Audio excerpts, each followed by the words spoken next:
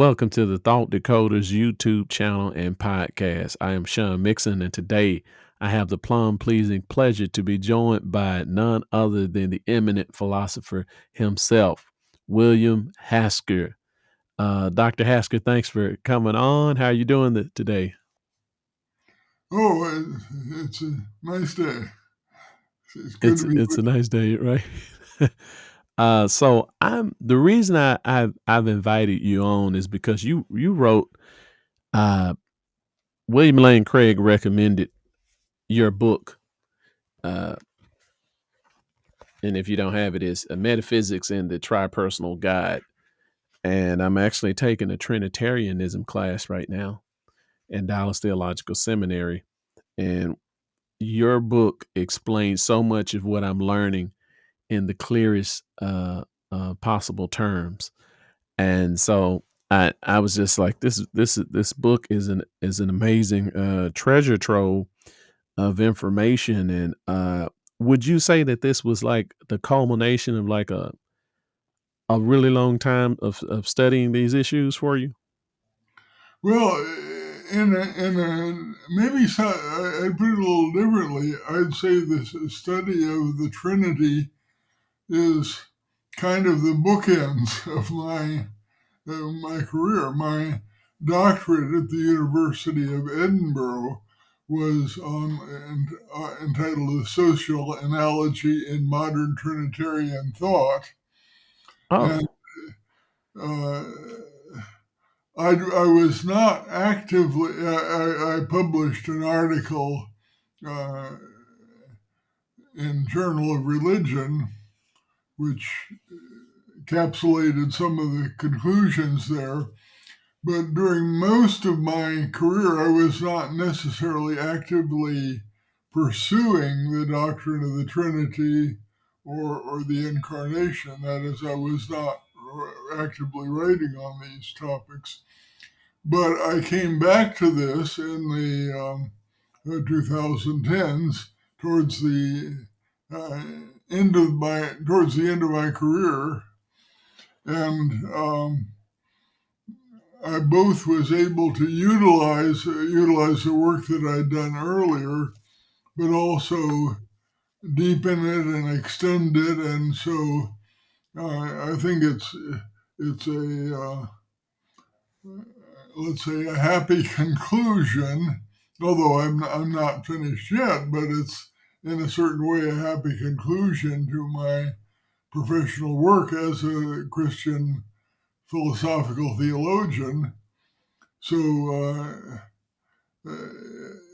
it it brings together a lot of things that I've tried to do. okay. So this wouldn't exactly be your magnum opus. Is that what you're saying, or would it? Well, I don't know if there is a magnum opus. It's certainly a book that I'm happy about, and I hope has gotten some reception. Yeah, I mean, I have other books that I'm happy about too, but this one is special. I think. I mean, the Trinity is, in a certain way, the ultimate center of Christian theology and Christian thought, and it's so important to get that as right as we possibly can. It's not something we can in any way be willing to be sloppy or half hearted or vague about. But we have to be as clear about this as we possibly can, all the same recognizing that in some ways it may be beyond our capability. You know, we as humans may not fully be able to understand God as the Trinity. In fact, I'm sure that's the case. But we have to do the absolute best that we can. And this is my attempt at that. So if the book is helpful to you and hopefully to some others, that's very gratifying, very satisfying. Right. I I mean, it's not only helpful. I mean, it's one of. I was telling someone this that this is not just a great book. It's one of the best books I've ever read. Well, That's the way I've been sharing it with others. yeah, I mean, that sounds good to me. I've been I've become an evangelist of this book and sharing Okay, it good, good. The with more people everyone. And know about that, the better. right, so I that's what I was like. This was it's. I mean, you explain with clarity, with sophistication, simplicity, and nuance at the same time, which is a very difficult combination. And I really feel like someone who's not an expert in philosophy can still uh, read this and have a very clear understanding of the issues. And so this is just a brilliant job with writing this textbook. And I knew when Bill Craig recommended it that it would that it would be a good book. And just reading, and I'm like, man, this is an amazing work. So like I said, I plan to study that book over and over for years. It's worth a repeat review. Well, I But can't yeah, disagree. so but yeah, so reading the book, I was interested at the very beginning chapters of the book. You talk about how the view of the ecumenical councils in your chapter called the New Fourth Century, how historians they've changed their perception of how they viewed, uh, I guess, the creeds and the reception of the creeds. And that was a very interesting idea to me. And I was wondering if you can expand on that. Well, I think it's certainly has got to be significant that the doctrine of the Trinity is more than, I think, really more than any other doctrine, one on which the main Christian churches, that is, Catholic, Eastern Orthodox, the main Protestant churches, even Pentecostals, have largely come to an agreement.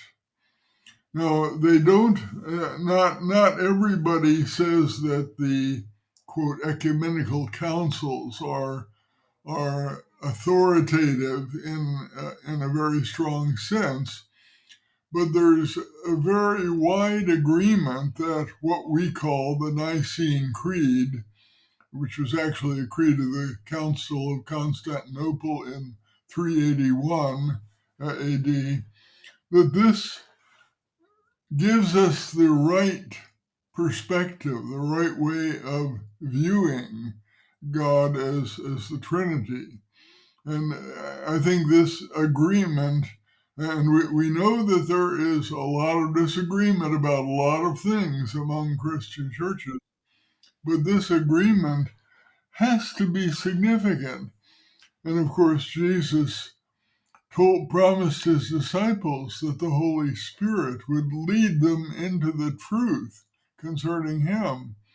And it seems to me if there's any place where that promise has been kept, it has to do with the doctrine of the Trinity. So this is has to be recognized as absolutely central in the Christian church's understanding of God and salvation and everything else, really.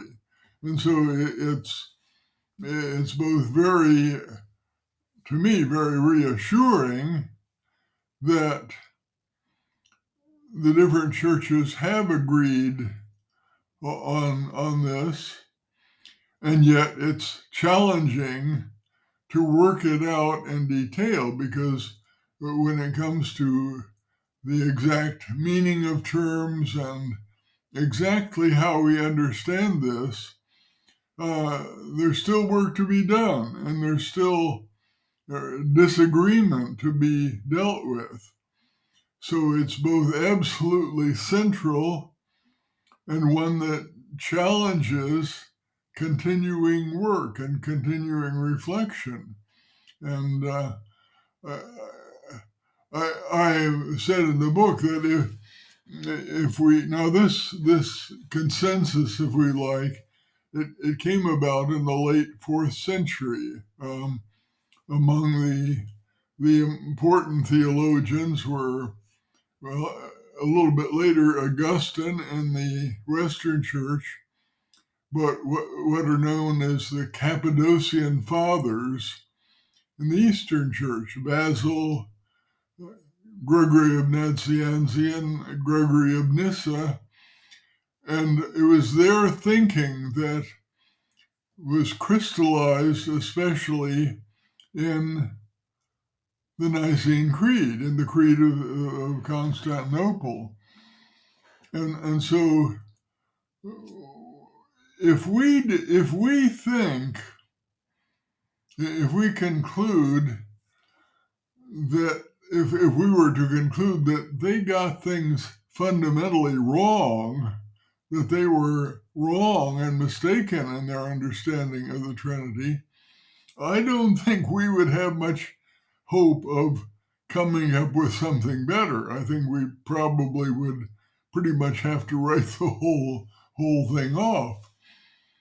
But I don't think we do need to conclude that they were fundamentally wrong. I think they were fundamentally right, and we can work from that and try to understand what they have done in ways that make sense in terms of our contemporary philosophical and theological understanding.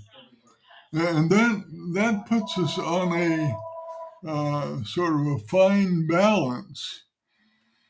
If you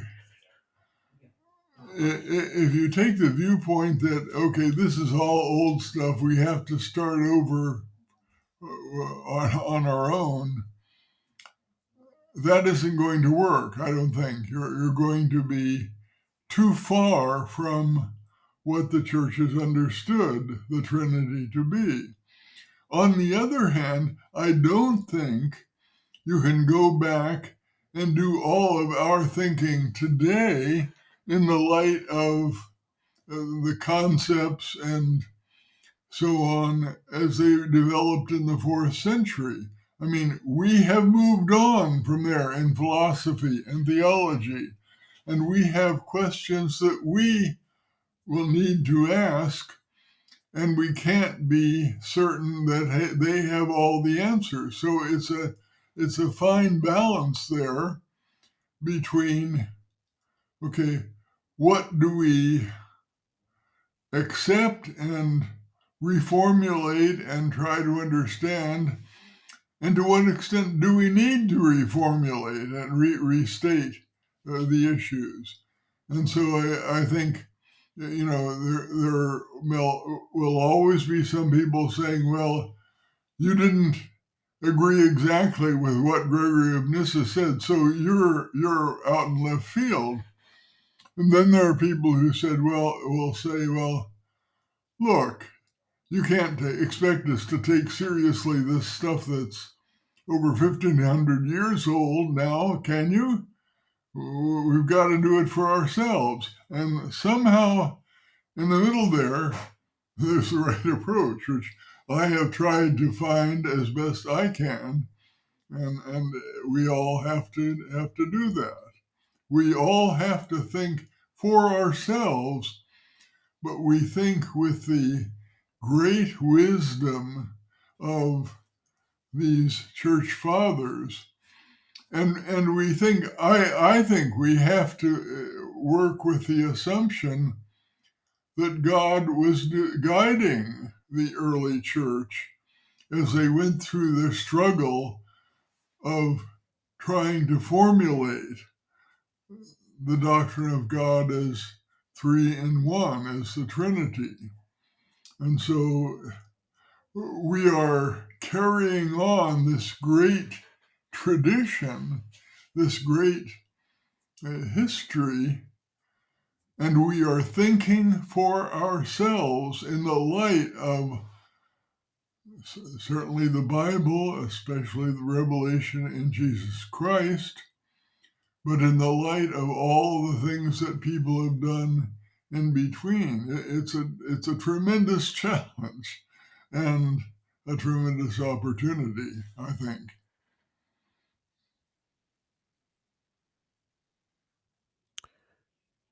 In every age, Christian thinkers should try to faithfully articulate or put together the doctrines of the Bible related to the unity of God in the Old Testament and the diversity of God as a complexity within God. Uh, you know, ignoring the doctrine, the strong doctrine of simplicity that we receive from the New Testament, and that in every time period we will have concepts that are more and more clear as are more and more rigorous and clearly defined as time moves on, and that we should look back with the with an attempt to try to understand both the what the church fathers and thinkers were trying to get at with their concepts, even if their concepts are not as clear, and where we find contradictions, we wouldn't we wouldn't attribute to them a knowledge of those contradictions, but rather attribute that to a lack of they just didn't have the type of concepts that we have where they can make these distinctions. Well, I think that's a very important point. I think, as we think about the Bible as revelation, God has given us the scriptures. I truly believe that, and the Bible is a completed revelation in the sense, there's a cover, a front and a back cover, say, on the New Testament, so we are not looking to add a new revelation to what is in the Bible. But the Bible was not a cut and dried formula for us, okay? And doing theology is not just a matter of cut and paste various statements in the Bible and put them together to get the conclusions that we need. What we have is a dynamic process in which Christians in many different times and places are trying to, on the basis of what God has revealed to us, are trying to understand anew what God has revealed to us. And this involves rethinking. It involves working through with the best concepts that we have to understand what God is conveying to us. Now, if you have a strong desire to have everything buttoned down and everything cut and dried, this may not be to your liking. Okay, and quite honestly, quite a few Christians are like that. That is, they want to have everything everything nailed down, everything in place, so that nothing can change. Unfortunately, it doesn't work this way. The world does change, our situation change, we learn about other things that are relevant to our understanding of the Bible and the Christian faith, things about history, about philosophy, about society, and so on. So we are not anymore, we are not in the same position as the ancient Israelites to whom God sent the prophets, Isaiah and Jeremiah. We are not in the same position as the first century Palestinian Jews that Jesus talked to, or as the first and second century Gentile Christians that grew out of the ministry of Paul and others. We just aren't in the same position as those people in the past. So we have to think for ourselves.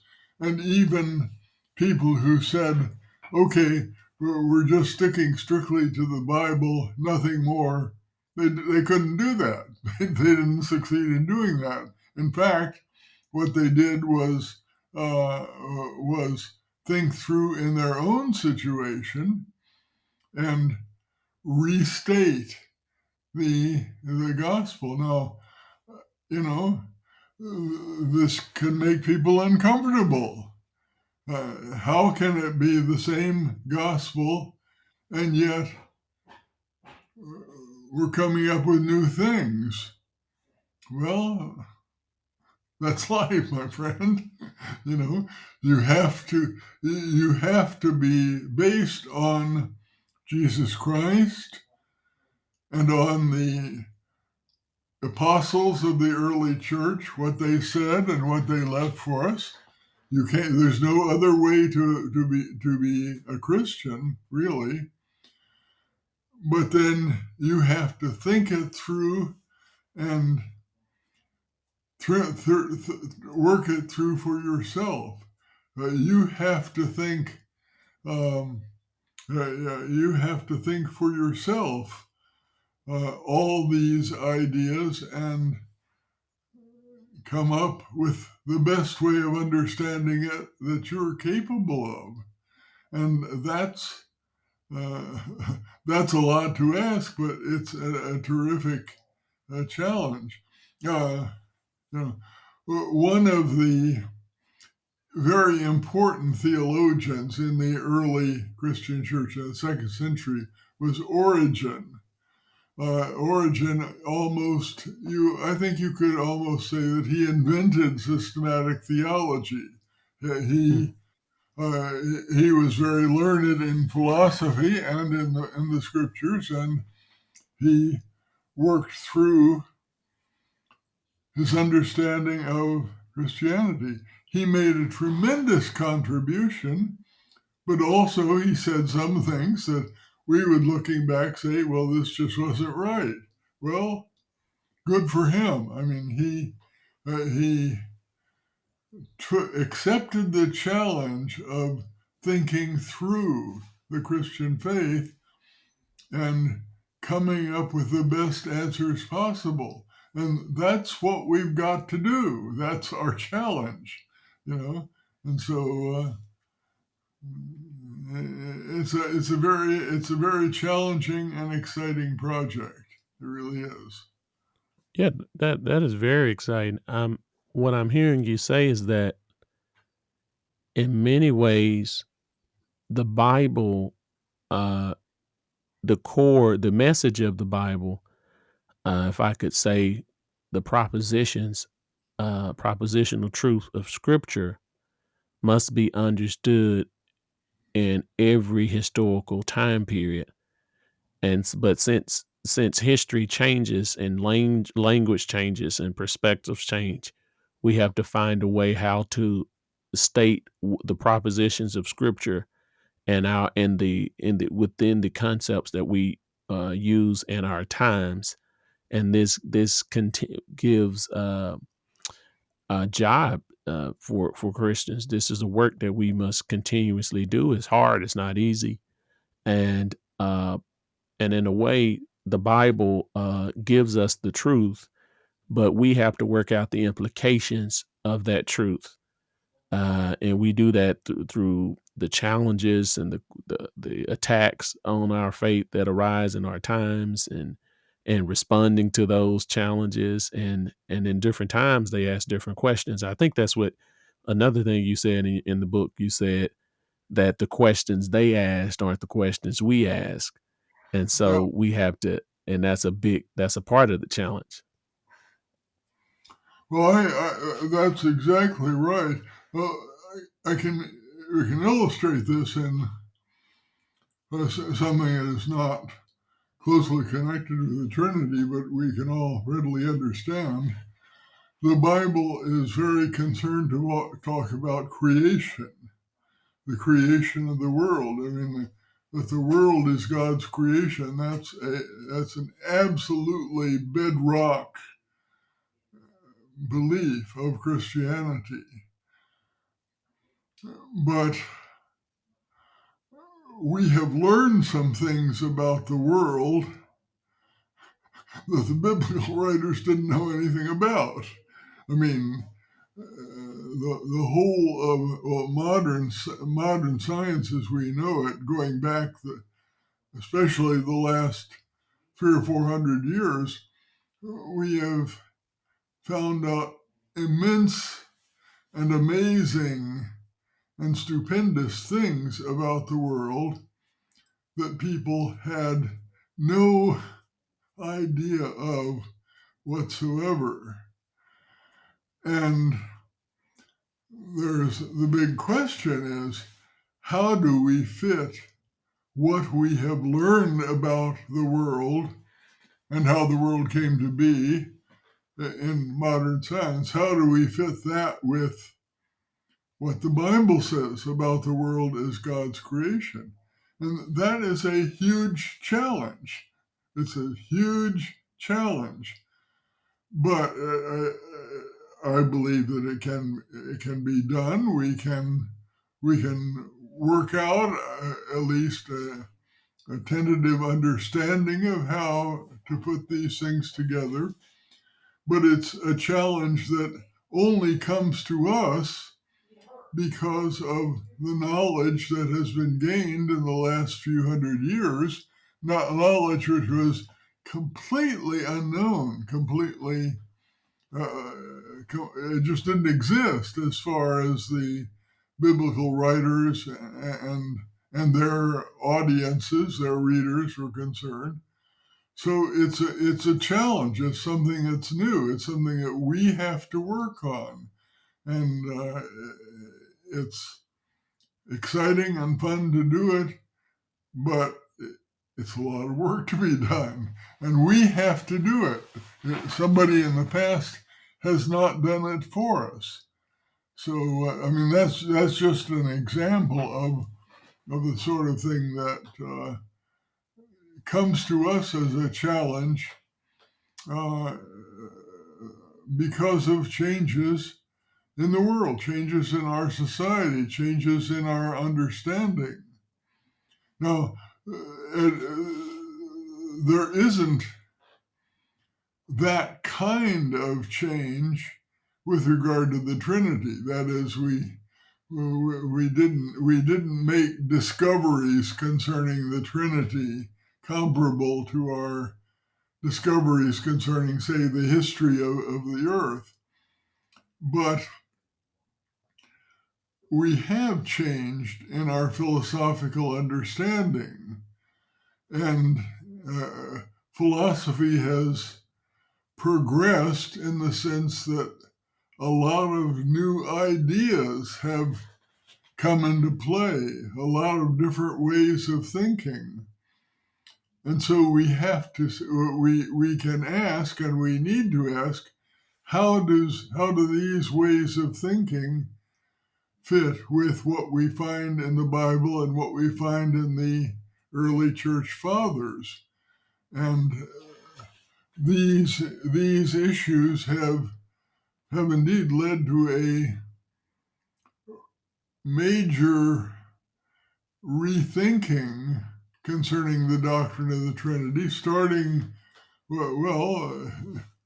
kind of paralleling my own lifetime. That is, when I was at University of Edinburgh in 1959 to 61, these were the early days, if you might say, of the Trinitarian revival, led initiated to considerable extent by the Swiss theologian Karl Barth, but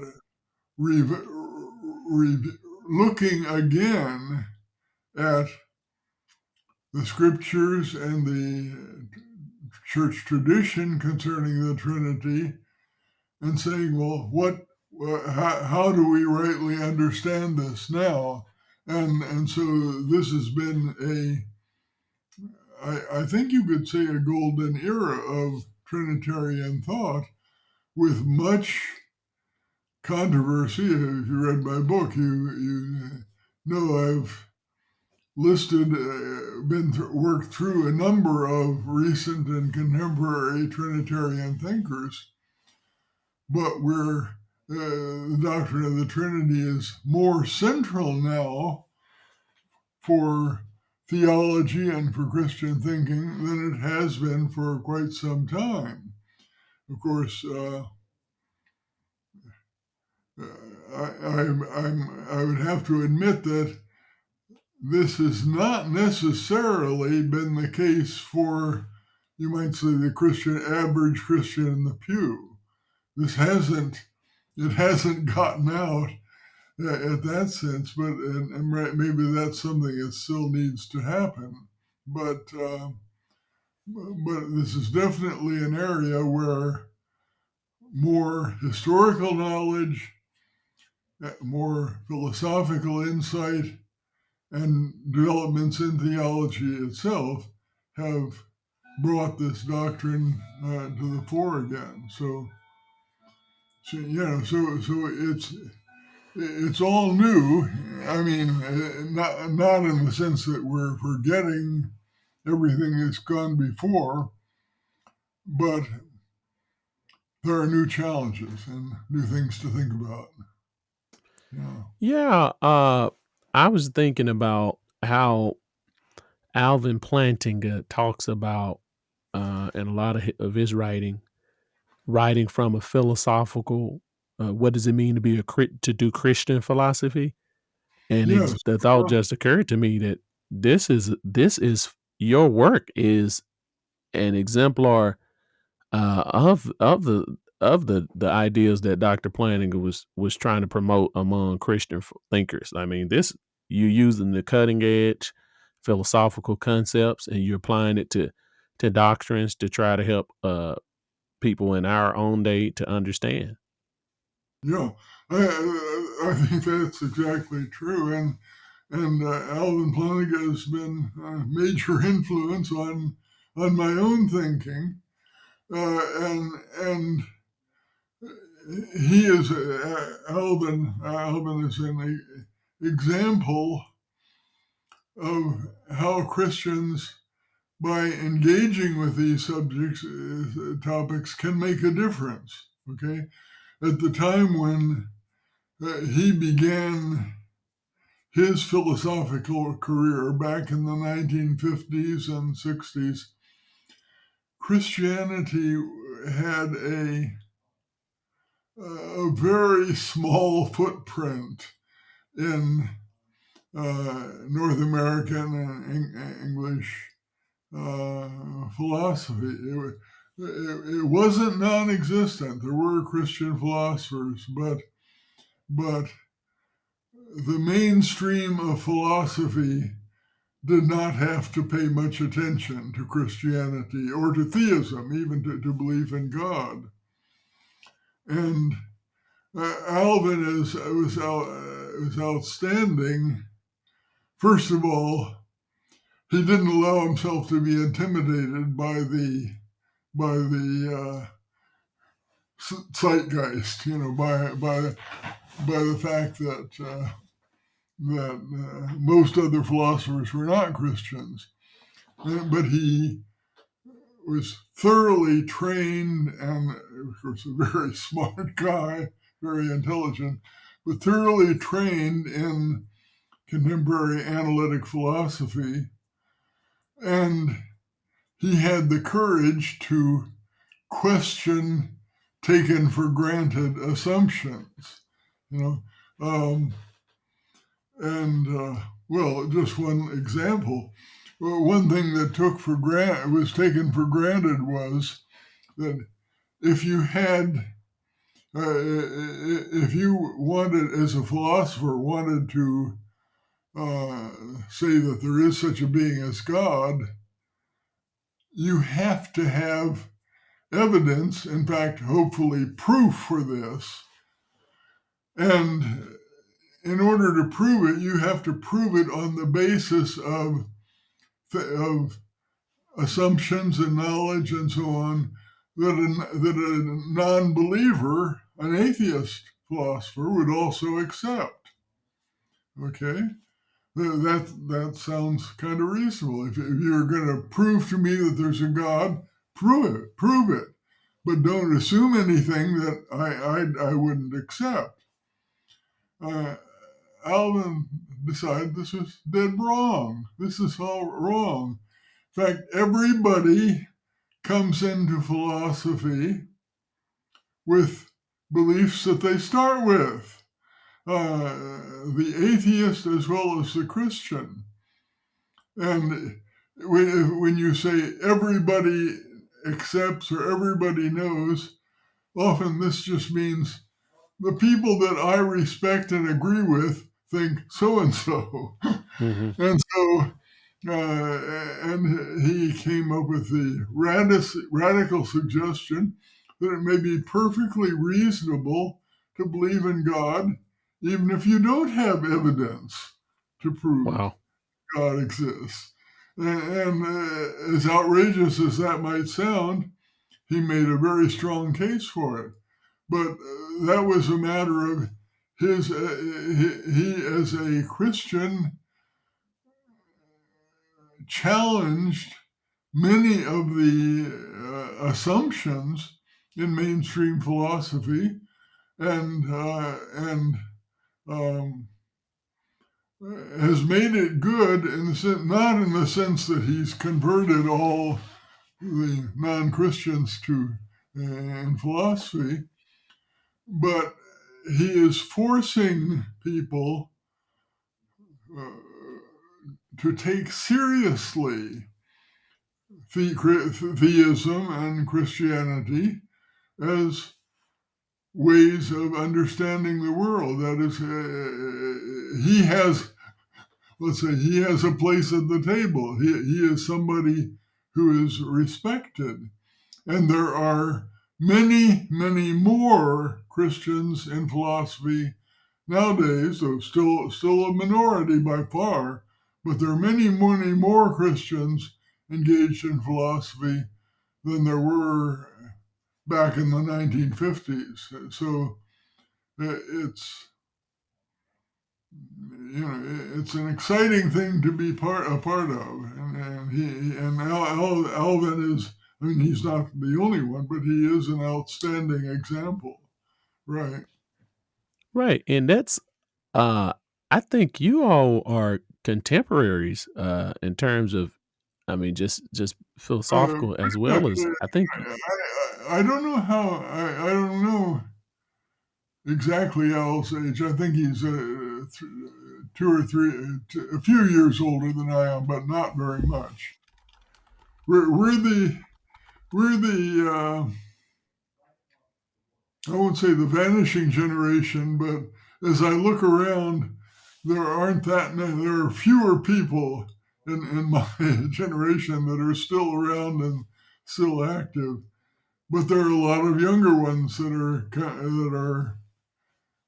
coming along. So it's Mhm. these are good times for Christian philosophy.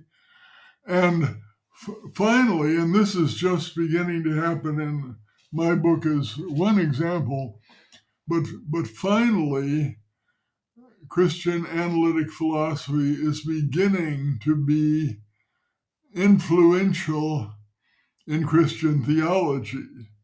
For a Oh long wow. time, several decades, a lot of interesting stuff has been going on in Christian philosophy, but theologians have pretty much ignored it. And I think my perspective is the reason, at least one reason for this, is that the theologians were not exposed to this kind of philosophy in their own student days. You know, if they thought about analytic philosophy, they thought about logical positivism, which of course is very bad news as far as Christianity is concerned, and so it just didn't engage them. But now we are reaching the point. Well, my book here was the volume one in the Oxford Studies in Analytic Theology.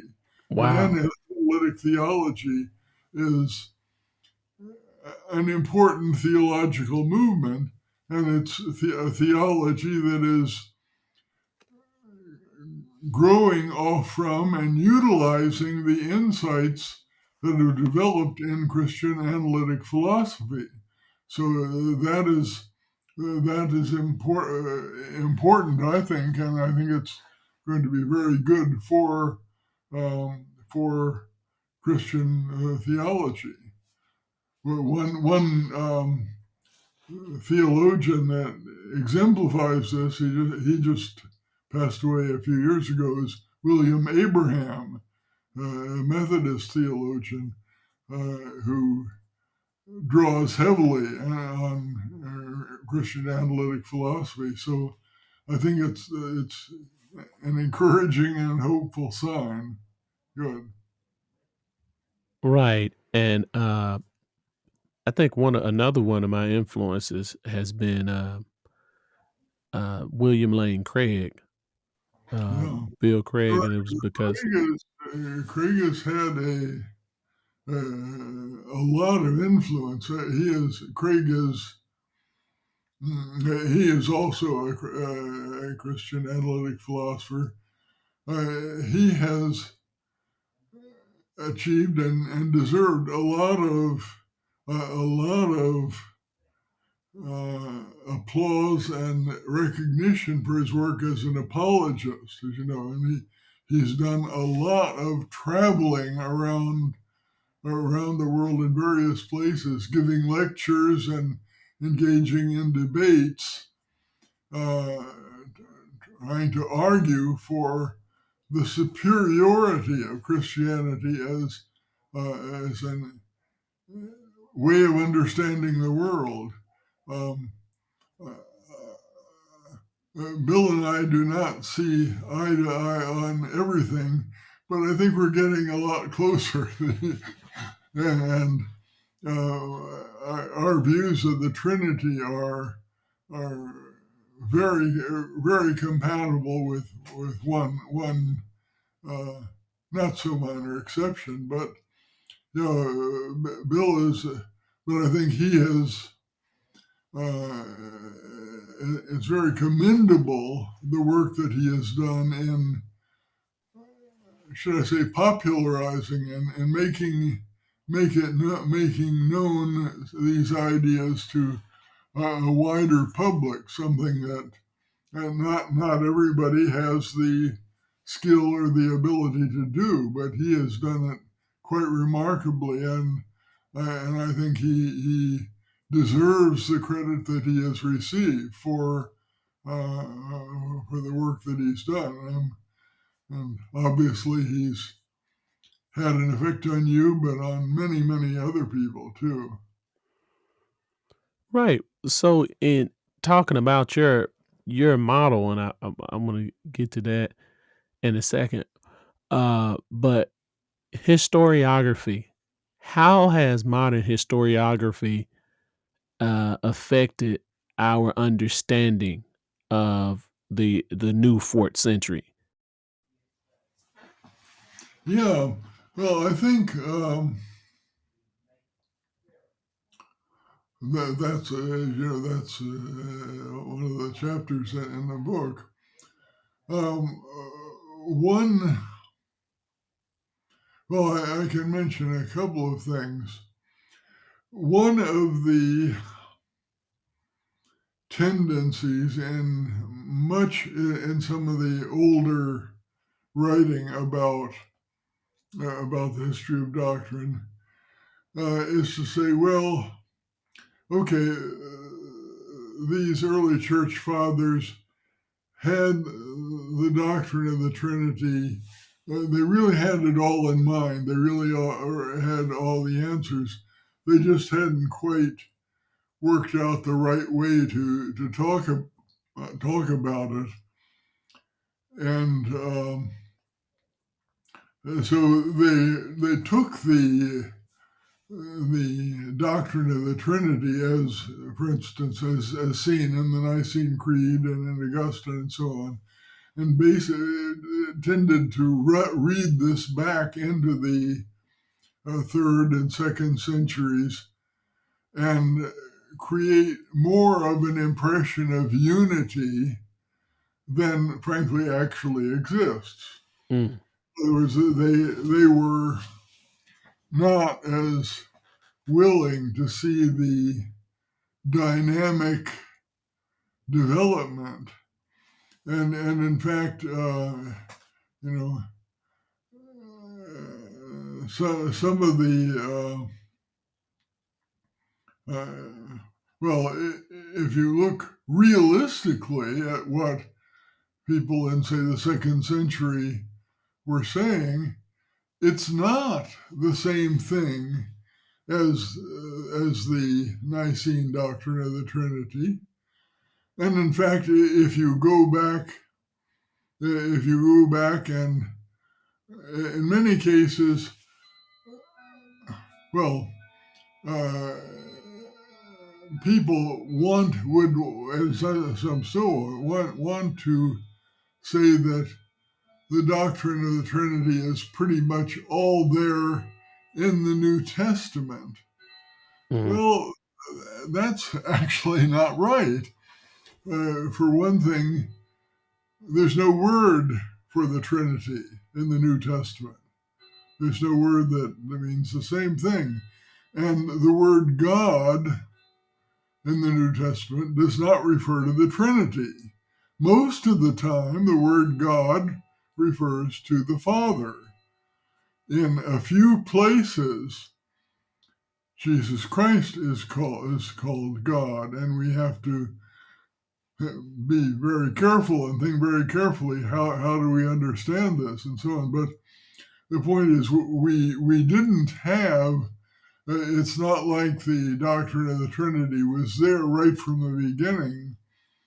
It was and just had to be tidied up a little bit. There was really hard work, really hard thinking that went on in those first 4 centuries. And,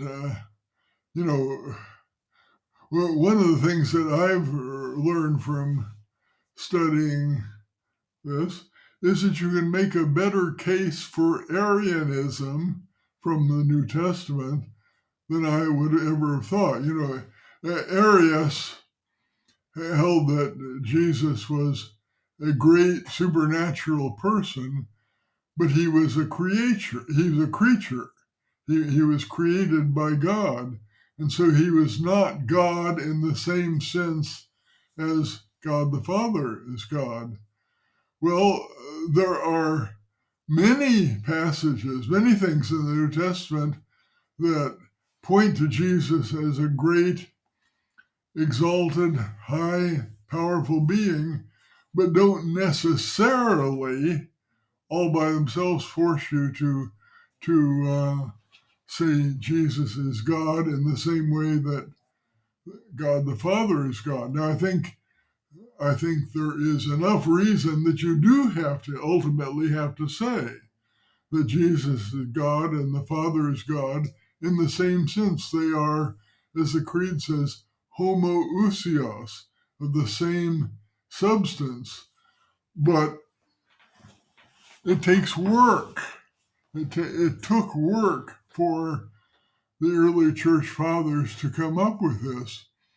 And then another, a sort of oversimplification that had quite a bit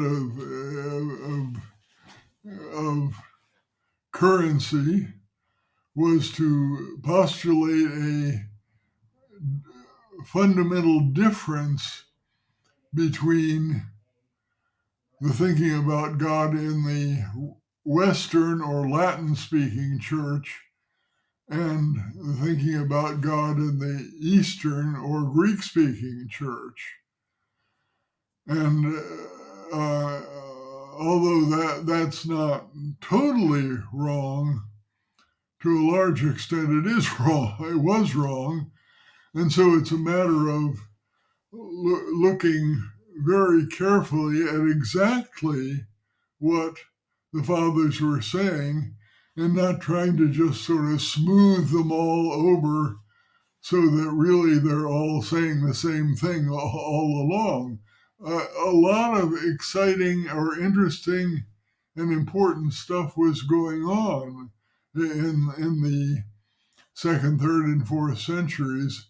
And uh, again, it's a matter of having arrived at a sort of a conventional way of looking at this history. And then it turns out when you look really closely and accurately, things turn out somewhat differently. So it's if you like, this is a matter for scholars. It's not, it's not the sort of thing you preach sermons about and that sort of thing. But it's very important in understanding the historical development and getting it straight, getting it right, what actually happened. And so it's, I guess the lesson here is when you're doing history, and very much this applies to the history of doctrine, you've got to get it right. You've got to see exactly what Gregory or Augustine or later on Anselm and Aquinas, what exactly they were thinking, and be prepared to admit that they got some things wrong. It's not the objective is not to just smooth it all over. There is a saying that we believe. I think this is called Vincent's Monitor.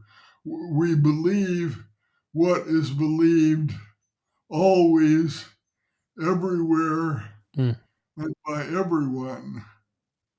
Well, Right. that's nice, except there isn't that much that was believed always. I mean, there have been important theological differences throughout the history of the church. And you need to be honest about that and use our intelligence and all the knowledge that we have to understand it. So Right. So there's this all claim, work to be done. Yeah.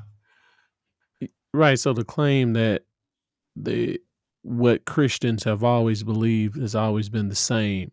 The historiography kind of goes against that view and shows it's more complex. Well, I think it does. When you know, again, the Trinity is the closest thing to an example of that. That is, beginning in, say, the late fourth and 5th century, there has been a very broad consensus concerning the Trinity, and we can be thankful for that. But then when you move on, there are a lot of things that there are disagreements about. Well, one of the big ones, as I'm sure know, is divine sovereignty and predestination, right? Mm. And Augustine is a big figure there. Augustine was a determinist. He believed God decided the way everything is going to be, and that's the way everything is. There were people in his own day that strongly disagreed with that. There are people ever since that have disagreed with it, but there are also important theologians that have agreed with it. So that's a pretty big area of disagreement, and we could go on with many others. There is the nature of the church, authority in the church. It goes on and on, So we shouldn't try to make it too simple, and that's why I think it's a disservice to try to make it out that everything in Christianity is cut and dried, and all you have to do is believe it. I don't think that. I think that is a disservice to the church, and it's also not true. It's not truthful to the way things actually are. And it's So, easy to refute. pardon me? And it's easy to refute if you make a simplistic view of church history. Exactly. Yeah. And right, I don't know how you react to this, but right now, well, an issue right now, which we can't get into, obviously, but the relationship between men and women in the church and authority and leadership in the church. Um, One very large denomination, the Southern Baptists, have come out for a very strong, restrictive view that limits the leadership role of women. And they are losing women by the droves Mm. over this at present, because well, here's where there's a change in society, and that this denomination, not only them but them in particular, they have become more and more firm in saying, okay, the way this is supposed to be is fixed and set forever, and we're going to be faithful. We're going to not change. We won't allow our churches to change. If a church does cross the line there, they can be thrown out, and they have been. They are being thrown out, and this is not helpful. Okay, uh, we have to look at this in the light of the society that we live in.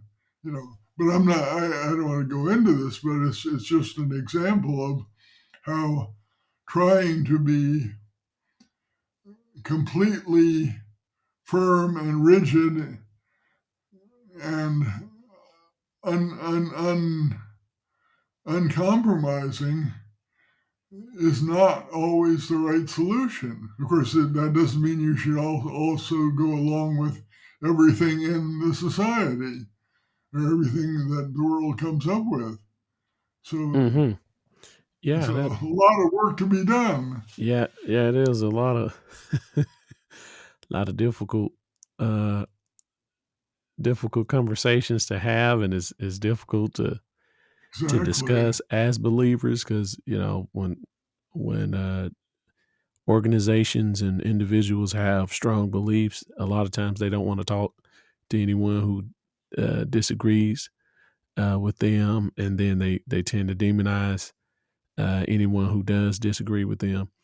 And yeah, but I I think that's an interesting point.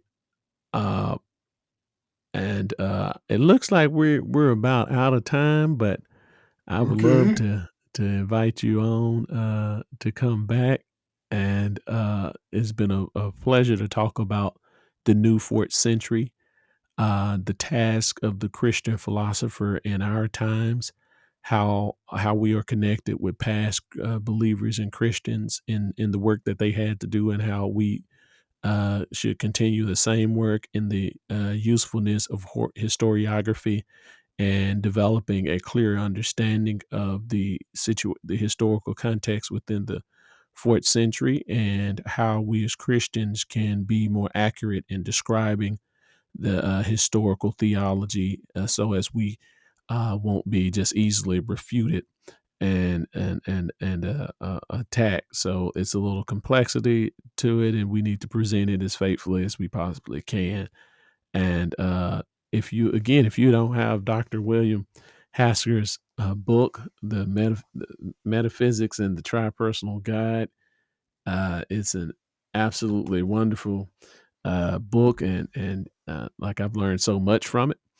And Dr. Hasker, thank you again, and thank you for watching. And always remember to think better.